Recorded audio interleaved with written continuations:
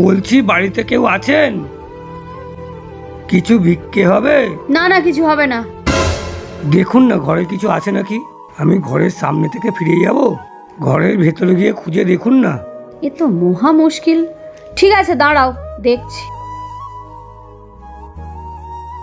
এই দেখো, বলছি একজন ভিখারি এসছে, কিছু দাও না। আরে তাড়িয়ে দাও তো, পয়সা করে নেই কিছু। তুমি এরকম বলছো কেন?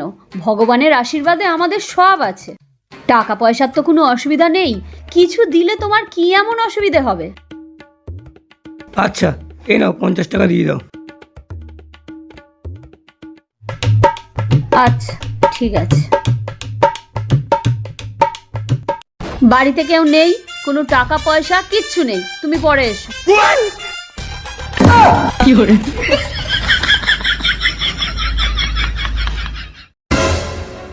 ও বৌদি, তুমি এখন কেমন আছো?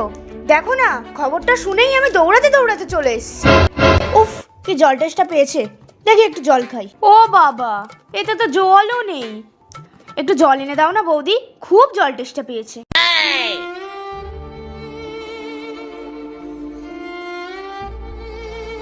আচ্ছা তুমি বসো, আমি আনছি।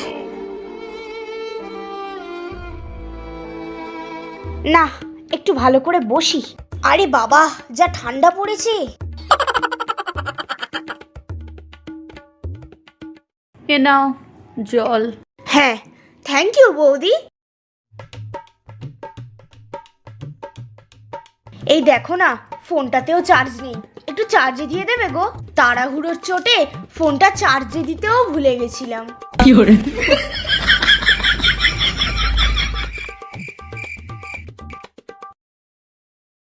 ও বৌদি, তোমার শরীর খারাপের কথা শুনে না আমি সকালবেলা কিছু খেয়ে আসতেই ভুলে গেছি। খুব খিদে পেয়েছে, একটু চা করবে গো? ঠিক আছে বসো, চা করে আনছি।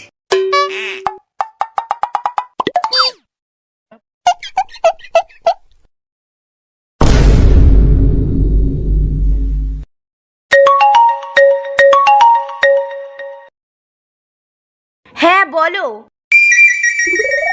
তুমি কি বলছো? না না, বৌদির খুব শরীর খারাপ। এক সপ্তাহ কি, আমি 2 মাসের আগে আসতেই পারবো না।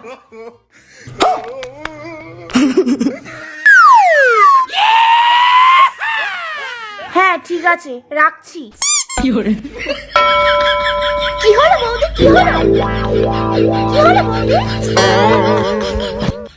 তুই যখন বিয়ে করেছিলিস তুই তো সবই জানতিস। তোকে বিয়ের পর ঘর মুছতে হবে, বাসন মাজতে হবে, কাপড় কাচতে হবে। জানতিস তো সবসময় মন জুগিয়ে চলতে হবে। তাহলে কেন করেছিলিস বিয়ে? নে এবার যখন বিয়েটা করেই ফেলেছিস, তাহলে এবার বাসন মাজ, কাপড় কাচ। কি করে?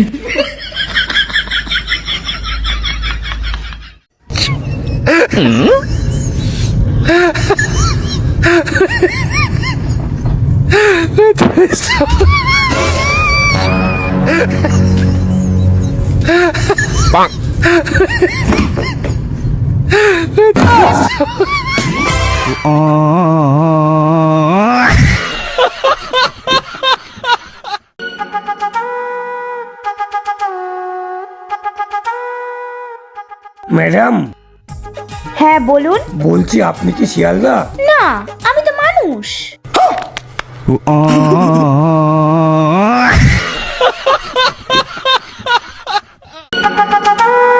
কি রে, মন খারাপ করে বসে আছিস কেন? আমি একটা কথা ভাবছিলাম, জানিস তো?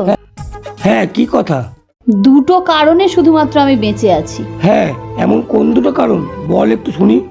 1 নম্বর কারণ হলো আমি জন্মেছি তাই বেঁচে আছি, আর 2 নম্বর কারণ হলো আমি এখনো মরিনি তাই বেঁচে আছি। कैसे कैसे लोग रहते हैं यार।